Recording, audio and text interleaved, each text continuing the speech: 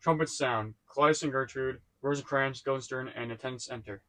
Welcome, dear Rosencrantz and Guildenstern. Not only have I wanted to see you, but I also urgently need your help, which is why I sent for you. You may have heard about Hamlet's recent transformation. That's the right word, since he's changed both inside and out from what he was before. Other than his father's death, I can't imagine what's made him so unlike himself, since you both grew up with him and are so familiar with him. I ask you both to stay here at court for a while. Spend time with Hamlet. Get him to enjoy life again, and try to find out if there's anything we don't know about that's bothering him, so we can try to fix it. Gentlemen, Hamlet's talked about you a lot. I'm certain that there are no two men alive with whom he's closer. If you'd be willing to show us the kindness of staying with us a while to try to help us, we reward you in such a way as only a king can. Based on the power you have over us as your subjects, both your majesties could have ordered us to follow your command instead of asking us. But we'll obey. We'll give ourselves to you and lay our services at your command. Thanks, Rosencrantz, and worthy Guildenstern. Thanks, Guildenstern, and worthy Rosencrantz. I beg you to immediately visit my son, who's changed too much. Two attendants. Go, servants, and bring these gentlemen to Hamlet. I hope God makes us able to bring him help and happiness. Yes, amen.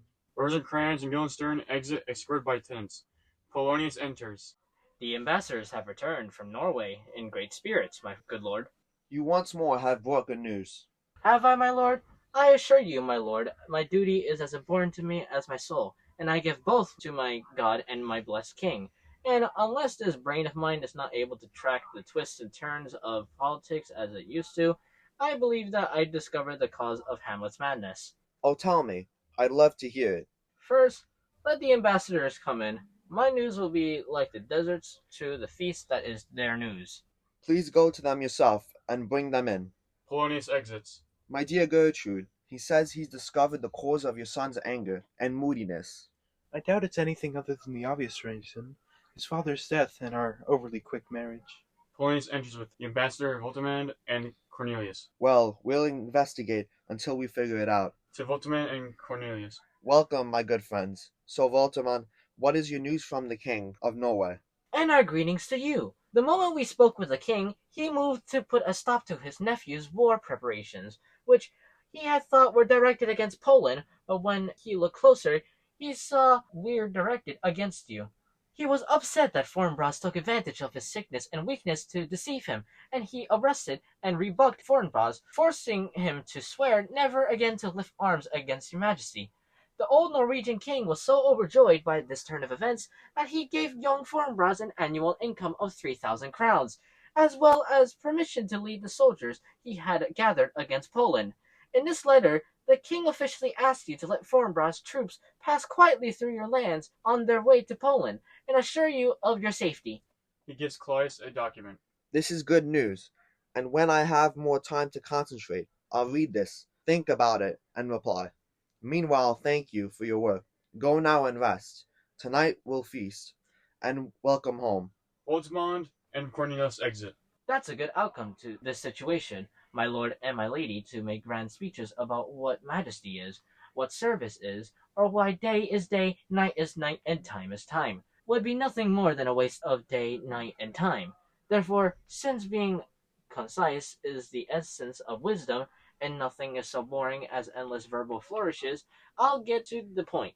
Your son is crazy. Crazy, I'm saying, because how can you define craziness other than to say that it's craziness? But that's a different issue. More substance, less style. Madam, I swear I'm using no style at all. It's true that he's crazy. It's true. It's a pity. And it's a pity that it's true. But now I'm talking like a fool, so I'll let that go and get to the point. We all agree that Hamlet's crazy. Now all we have to do is to figure out the cause behind the effect, or I guess I should say defect, since his defective effect must have a cause. That's what we'll have to do, and now I will continue with the rest of what I have to say. Consider this. I have a daughter, until she gets married, who in her obedience and duty to me has given me this letter. Now listen to this. He reads a letter. To the heavenly idol of my soul, the most beautified Ophelia. That's an ugly phrase. An ugly phrase. That beautified is a terrible use of the word, but I'll continue. He reads the letter. In her excellent white bosom, etc. This is from Hamlet to Ophelia? Madam, please be patient. I'll read it as it's written. He reads the letter. You may doubt that the stars are fire, doubt that the sun moves across the sky, doubt if the truth is actually a liar, but never doubt my love. Oh, sweet Ophelia, I'm bad at poetry. I have no skills to put my feelings into words, but please believe that I love you best. Oh, best of all, believe it. Goodbye. Yours forever, my dearest lady, as long as this body is still mine, Hamlet. In her obedience to me, my daughter showed me this letter, and more besides, as well as telling me how Hamlet has been courting her, when, how, and where. And how did she respond to his love? What is your opinion of me? You are a loyal and honorable man. I would gladly prove that I am, but what would you have thought if I had learned of this hot affair? And I must tell you, I noticed it before my daughter told me of it. What would your dear wife, Her Majesty the Queen, have thought if I had been silent in the face of what I say, or I had just allowed it to continue, or just ignored it? No, I had to do something, and so I said to my daughter, Lord Hamlet is a prince, and above your social rank, you must end this. And then I ordered her to make it impossible for him to see her, to refuse all messages and accept no gifts. She followed my advice. In short, Hamlet, faced with this rejection, became sad. He'd stopped eating, stopped sleeping, got weak, got dizzy, and moving step by step downward, eventually descended into the insanity that now holds him, and all of us grieve for him. Claudius to Gertrude. Do you think this is the cause of Hamlet's behavior? It may be. It very well may be. Has there ever been a time, I'd gladly like to know, when I definitely said something was true, and it turned out not to be true?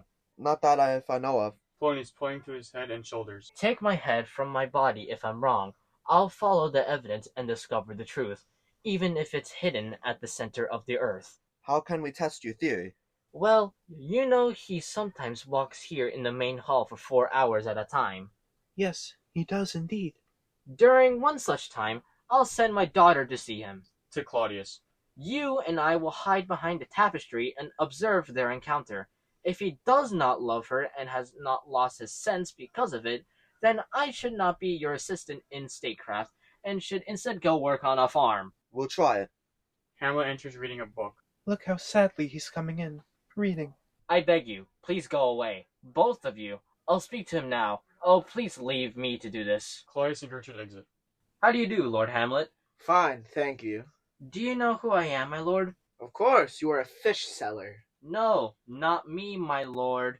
Then I wish you were as honorable a man as a fish seller. Honorable, my lord? Yes, sir. In this world of ours, just one man in 10 of thousands is honorable. That's very true, my lord. Because if the sun breeds maggots on a dead dog, kissing the corpse with its rays... Do you have a daughter? I do, my lord. Don't let her walk out in the sun. Pregnancy is a blessing, but if your daughter gets pregnant, think about it, my friend. Polonius to himself. What does that mean? Still focused on my daughter, but he didn't recognize me at first. He thought I was a fish seller. He's far gone. And yet it's true that when I was young, I suffered terribly for love, almost as badly as Hamlet. I'll talk to him again. To Hamlet. What are you reading, my lord? Words. What is the subject? Between whom? I mean, the subject of what you're reading. Oh, lies, sir. The joking rascal who wrote this says that old men have gray beards, their faces are wrinkled, their eyes full of crust and gunk, and that they both lack wisdom and have weak thighs. And even though I believe all of that is true, I would argue that it's not good behavior to write it down. For instance, you yourself would be as old as I am if you could just travel backwards like a crab, sir. Polonius to himself. There's a method to his madness. To Hamlet. Will you come in from outside, my lord? Into my grave. Well, that's certainly not outside. To himself. His answers sometimes seem so full of meaning. That's a talent that many insane people share, and that is less evident in people who are sane. I'll leave him now and arrange a way for him to run into my daughter. To Hamlet. My noble lord, I'll now humbly leave you. There's nothing I would more willingly give up than that, except my life, accept my life. Accept my life. Take care, my lord. Hamlet to himself. These boring old fools! Rosencrantz and Guildenstern enter. You're looking for Lord Hamlet? There he is. Thank you, sir. Polonius exits. My honorable lord. My most dear lord. Ah, my good old friends! How are you, Guildenstern? And Rosencrantz! Good friends, how are you both doing? As well as any old average man. Happy we're not too happy. We're not exactly the luckiest men in the world. But not the unluckiest either, right? Neither, my lord. So you're hanging around Lady Luck's waist, right in the middle of her favors. Yup, we're like privates in our army. You're in Lady Luck's private parts. Ah, it's true. She is a whore. So, what's the news? Nothing other than that the world's being on, my lord. Then the end of the world must be coming, but you're wrong. Let me ask you one question in particular, my good friends. What have you done to anger the fates? That they have sent you here to this prison? Prison, my lord? Denmark is a prison. Then the whole world is one as well. A big one, with lots of cells and dungeons. Denmark being one of the worst. We don't think so, my lord. Well, then it isn't one to you, since nothing is inherently good or bad. It's what you think of that makes it so. To me, Denmark is a prison. It must be your ambition that makes it one. It's too small for your big ideas. Oh, God. I could be trapped inside a nutshell and consider myself a king of infinite space. If only I didn't have bad dreams. Dreams are a mark of ambition. After all, ambition is just the shadow of a dream. A dream is itself just a shadow. True, and I'd argue that ambition is so light and airy that it's just a shadow of a shadow. Then beggars without ambition must be the ones with substance. While ambitious kings and heroes are just the shadows of those beggars. Should we go inside to the court? I swear, I can't think straight any longer. We're at your service. Not at all. I won't treat you like my servants, because, to be honest with you, my servants are pretty dreadful. Now, as my friends, tell me why you've returned here to Elsinore. To visit you, my lord. No other reason. Though I'm such a beggar that my thanks aren't worth much, I still thank you. But did someone ask you to come, or was it an idea you had all on your own? Come on, be honest with me. Come now, tell me. What should we say, my lord? Anything as long as it answers my question. You were sent for, I can see it in your faces. You're not good enough liars to hide your thoughts. I know the king and queen sent for you. Why would they do that, my lord? You'll have to tell me that. But first, let me remind you of our long-standing friendship. The childhood we spent together. The duties of our love for each other. And everything else that a person more eloquent than I would describe. Now, answer me honestly, dear friends. And directly, tell me whether or not you were sent for. Rosencrantz to Guildenstern. What do you think? Hamlet to himself. Ah, I've got my eye on you. To Rosencrantz and Guildenstern. If you care about me, you'll tell me. My lord, we were sent for. I'll tell you why. That way you won't have to reveal anything and you can preserve the secrecy you promised to the king and queen. Lately, for reasons I don't know, I've lost all my joy, stopped exercising, and feel so depressed that the entire world seems to be empty to me. This beautiful canopy, the sky, look at it. The splendid overarching sky, a majestic roof adorned with golden sunlight. Why, to me it seems like nothing more than a foul collection of diseased air. What a masterpiece each human is! How noble in his ability to think, how unlimited in abilities, how attractive in his body and movement, how angelic in action, how godlike in understanding.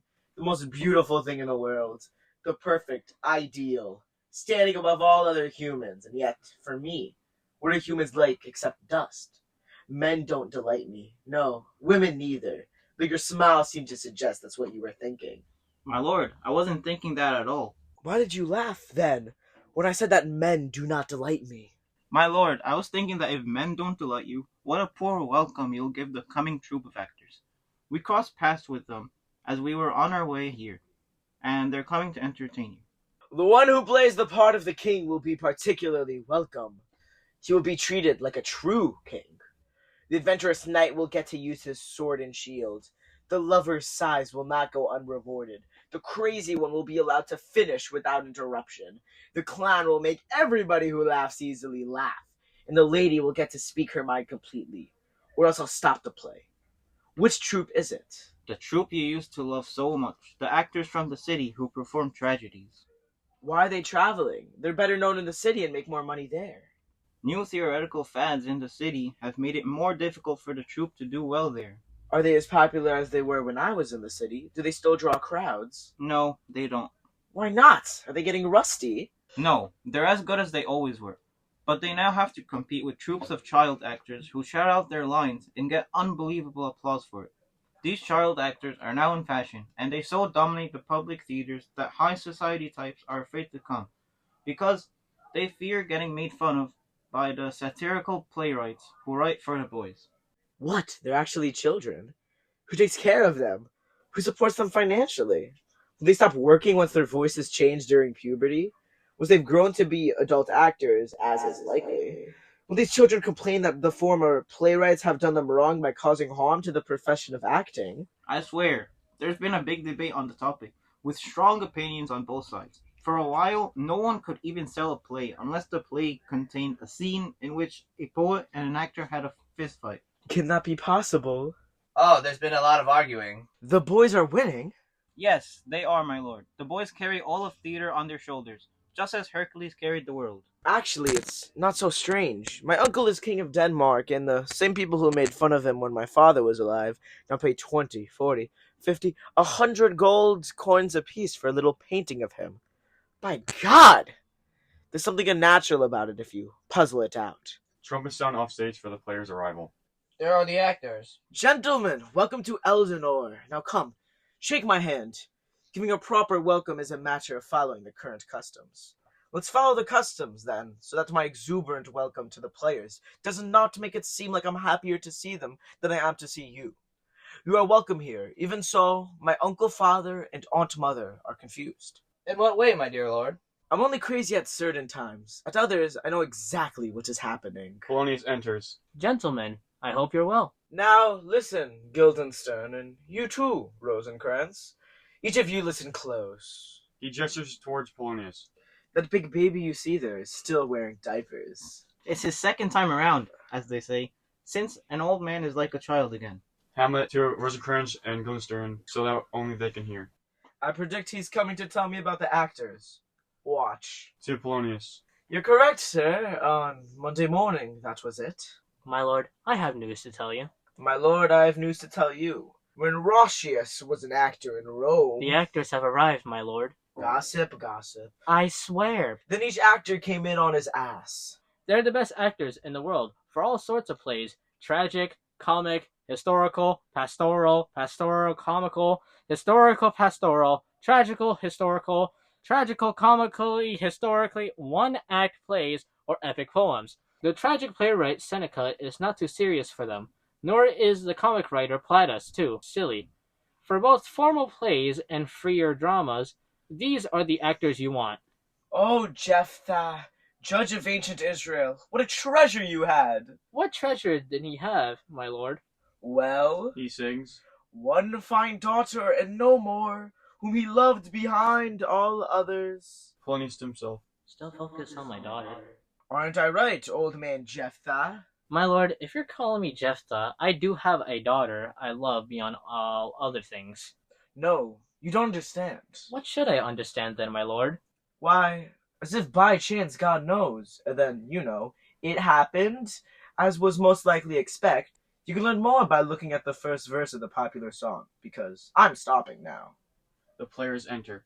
You are welcome! Welcome to all of you! To an actor. I'm glad to see you doing well. To the entire company. Welcome, my good friends! To an actor. Oh, it's you, old friend. You've grown a beard since I last saw you. Have you come to put a beard on me? To an actor dressed as a woman. My young lady, by the Virgin Mary, you've grown taller by the height of a pair of platform shoes. I pray to God that your voice, like a gold coin, has not yet cracked. To the entire company. You are all welcome here. Let's see something, and like a French falconer, I won't be choosy. Show us a speech. Come on, show us a bit of your skill. Come on, a passionate speech. Which speech, my lord?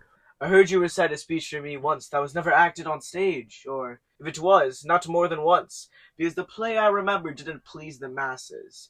It was like caviar for the masses, too sophisticated for them, but I, along with better informed critics, thought that it was excellent, with scenes that flowed one to the next and written in language that was clever and yet not overdone. I remember one critic commented that the play lacked spicy jokes to liven it up and did not display any fancy language, but that it was well done and beautiful rather than showy. There was one speech in it that I loved the most. It was the story Anais told Dido, particularly the part about Priam's murder. If you remember it, begin at line, let me see. The rugged Pyrrhus, fierce as a tiger. No, that's not it. It begins like this. Rugged Pyrrhus, whose armor was as black as his desire, resembled the knight when he crouched inside the Trojan horse, has now smeared his terrible black armor with a more awful coat of arms. Head to foot he's now all red, decorated horribly with the blood of fathers, mothers, daughters, sons. The blood baked solid by fires in the streets. Fires that lent a terrible damned light to his murders. Roasted by anger and fire, and covered with hardened gore. With eyes like rubies, the hellish Pyrrhus goes looking for grandfather Priam. Continue from there. By God, my lord, well done, with the right accent and capturing all the meaning. Soon he finds Priam vainly fighting off the Greeks.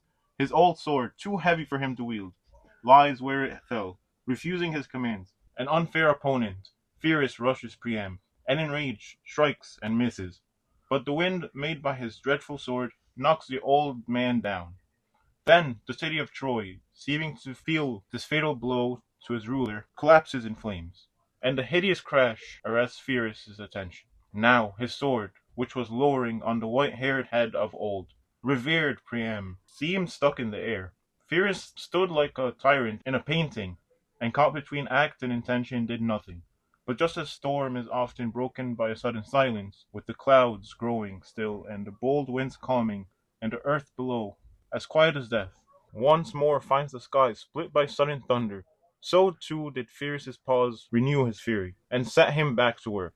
Not even when the Cyclopes worked to make the unbreakable armor of the god of war, their hammers did not fall as cruelly as Pyrrhus' bloody sword now falls on Priam. Be gone, goddess of fortune, you whore! All you gods should join together to take away her power. Break all the spokes on her wheel of fortune, and roll down the hill of heaven into hell. This speech is too long. We'll trim it later, along with your beard. Please, continue with your speech. If it's not a comic dance or sex scene, this man here falls to sleep. Go on. Get to the part about Hecuba. But who, ah sadness, had seen the muffled queen? The muffled queen? That's good. The muffled queen is good. Run barefoot back and forth, dousing the flames with her tears. A cloth on the head where just before a crown had sat, and instead of a robe, she wore a blanket wrapped around her body, withered from childbearing. Anyone seeing her this way would have screamed out in anger against the goddess Fortune. If the gods themselves had seen her while she watched Pyrrhus make a game of cutting her husband's limbs to bits, the awful cry she made would have made the blazing stars of heaven weep hot tears, and bring passion to the gods, unless the gods don't care about mortals. Look how he's gone pale, and has tears in his eyes. Please, no more. Hamlet to the first player. Very good, I'll have you perform the rest of it soon. To Polonius. My lord, please make sure the actors are given comfortable rooms. Do you hear? Make sure they're treated well, because they are the reporters of our time. You'd be better off with a bad epitaph on your grave than to have their ill will while you're alive. My lord, I will give them all they deserve. By God, man, give them more than that! If you gave everything just what they deserved, would anyone ever escape a whipping? How you treat them speaks to your honor and dignity. The less they deserve, the more merit you'll earn through your generosity. Bring them inside. Come with me, sirs. Follow him, friends. We'll watch a play tomorrow. To the first player. My old friend, do you know the play called The Murder of Gonzago? Yes, my lord. We'll see that play tomorrow night. If I were to write a speech of 12 to 16 lines to insert into the play, you could, if necessary, learn it for tomorrow's performance, right? Yes, my lord. Very well. Follow that gentleman and please do not make fun of him. Polonius and the player's exits. My good friends, I'll see you tonight. Welcome to Elsinore. Yes, my lord. Goodbye to you both. Rosencrantz and Guildenstern exit. Now I'm alone. Oh, what a low-life scoundrel I am! Isn't it terrible that this actor, reciting a work of fiction, could force his soul to feel the passion so completely that he grew pale, tears welled in his eyes. He had overwhelmed, his voice broke, and the entirety of his beings matched the emotions he was supposed to be playing, and all for nothing, for Hecuba! What does Hecuba mean to him, or he to Hecuba, that he would weep for her? What would he do if he had the motive or reason for passion that I have? He would drown the stage with tears and split the ears of all who heard him with angry words. He would drive the guilty crazy with shame, horrify the innocent, confuse the ignorant, and shock anyone with eyes and ears. Meanwhile, I, a stupid fool, mope like a daydreamer, don't have a plan, and have nothing to say for a king whose throne and life were brought to destruction. Am I a coward? Who will stand up and call me a villain, or slap me across the face, pluck hairs from my beard and blow them in my face, tweak my nose, call me a liar? Who does any of those things? Ha! By God, I'd accept it because I must have a nature that doesn't respond to wrongs by making life for the evildoer bitter. Otherwise, I would have long ago fattened up the local birds with the intestines of this scoundrel King Claudius. Bloody, vulgar villain! Remorseless, treacherous, lustful, unnatural villain! Oh, revenge! Why? What an ass I am! Look how brave I am! The son of a beloved, murdered father, told to take revenge by heaven and hell. And yet all I can do is talk about my problems and curse like a whore in the street. I'm a male whore! Curses on it! Now think, brain. I've heard that guilty people watching a play that have been so affected by their performance that they have confessed their crimes. Though murder has no tongue, it will still miraculously find other ways to speak. I'll have these actors perform something like my father's murder in front of my uncle. Meanwhile, I'll watch my uncle and probe him to his very core. If he flinches, I'll know what to do. The ghost I saw may be the devil, with the power to appear in a pleasing manner. Perhaps he has taken advantage of my sadness, because he has great influence over melancholy people, to trick me into damnation. Need more solid evidence. The play's the thing I'll use to reveal the conscience of the king. Hamlet exits.